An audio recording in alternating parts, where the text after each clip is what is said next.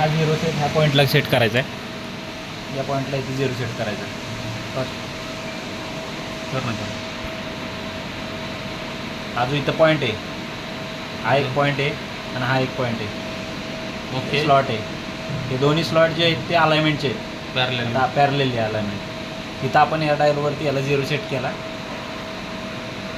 Okay 2 मायक्रॉनची dial आहे.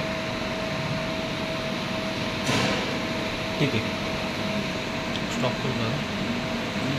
ठीक आहे 0 सेट केला. ठीक आहे ओके. नंतर हा 0 आहे. इकडे दाखव. जेड अप डायरेक्शन घ्यायचा.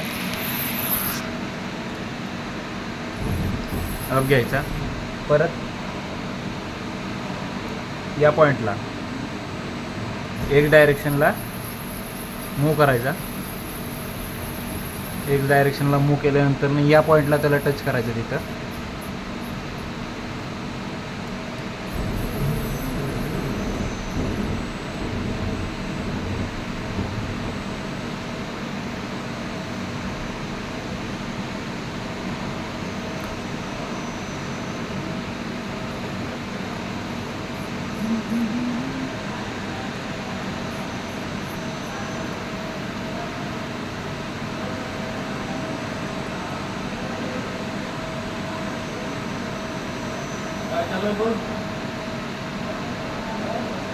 हा 0 मूव्ह केल्यानंतर या पॉईंटला चेक करायचा. ही जे अलाइनमेंट आहे विदिन 5 मायक्रॉनमध्ये 5 ते 10 मायक्रॉन आहे. ओके 5 ते 10 मायक्रॉन आहे. या 2 पॉईंटमधलं डिस्टन्स जे व्हेरिएशन जे आहे ते 5 ते 10 मायक्रॉन आहे. आणि जर व्हेरिएशन जास्त असेल तर कुठून टॅप करायचं. व्हेरिएशन जर या 5 ते 10 मायक्रॉन आहे आणि ही व्हॅल्यू बघा ही 0 आहे इथं. ओके झेडची व्हॅल्यू 0 आहे ना. ओरिजिन सेट 0 करून घेतलं बरं. इथं झेड 0ला 5 ते 10 मायक्रॉन व्हेरिएशन म्हणजे आपली अलाइनमेंट ओके आली. ओके हे करून आता जर तुमची अलाइनमेंट डिस्टर्ब झाली. अलाइनमेंट डिस्टर्ब होते म्हणजे काय.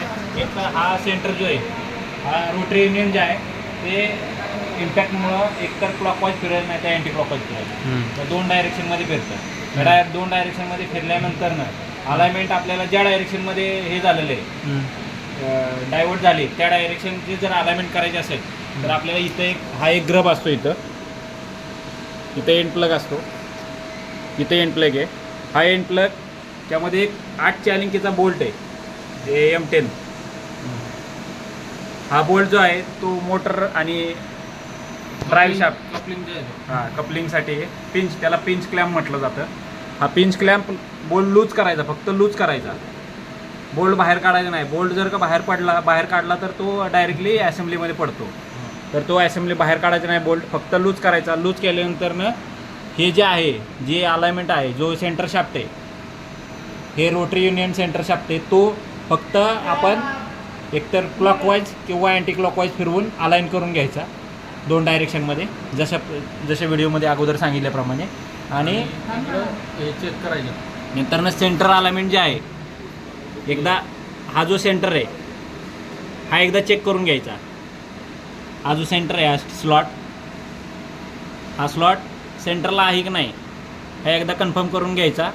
त्यानंतर हा पिंच क्लॅम्प बोल्ट आहे तो टाईट करून घ्यायचा. अलाइनमेंट एकदा चेक करायची नंतर ओके. त्यानंतर एक्सची अलाइनमेंट आहे ती या पॉईंटला चेक करू शकता तुम्ही. इथं या पॉईंटला म्हणजे कन्फर्म करण्यासाठी जर टरेट टूल डिस्कची जर अलाइनमेंट जर चेक करायची असेल आपल्याला तर या पॉईंटला आपण चेक करू शकतो जर आपल्याकडे कुठले इन्स्ट्रुमेंट नसेल तर. पण जर का आपल्याकडे इन्स्ट्रुमेंट असेल तर इथं लावून आपण अलाइनमेंट चेक करू शकतो या डायरेक्शनमध्ये मॅन्डलासाठी फक्त डिस्कसाठी. हां आता याच्यामध्ये 2 पार्ट आहेत अलाइनमेंटचे. एक जो आहे जसं बोलल्याप्रमाणे डिस्कचे. आता डिस्कचे अलाइनमेंट जर करायचे असेल तर यामध्ये सेंटरला बोल्ट आहेत टूल डिस्कचे. हे टूल डिस्कचे सेंटरला हे सेंटर युनिट काढून हे सेंटर युनिट काढल्यानंतर नाही त्या पाठीमागं आतमध्ये बोल्ट आहेत. ह्याच्या पाठीमध्ये ह्या सेंटरची जी रोटरी युनियन आहे सेंटर शाफ्ट आहे हे काढल्यानंतर आतमध्ये टूल डिस्कचे ते बोल्ट आहेत. हे बोल्ट काढून त्याची अलाइनमेंट टूल डिस्कची अलाइनमेंट करावी लागते. ओके अजून काय बस.